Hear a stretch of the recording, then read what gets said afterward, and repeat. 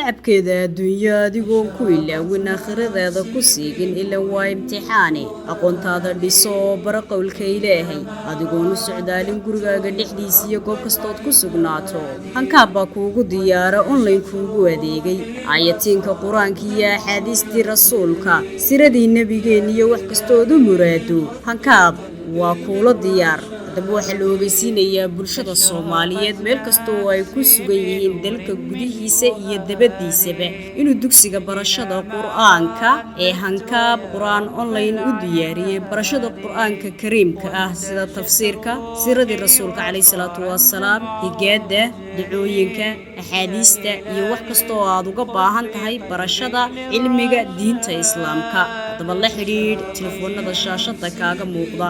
haddaba waxa kuugu diyaara oo ka haqabtiri doona cilmiga iyo qur'aankaba macallimiin takhassus dheeraad ah u leh oo idinku adeegaya habka maqalka iyo muuqaalka ee Skype-ka loo yaqaan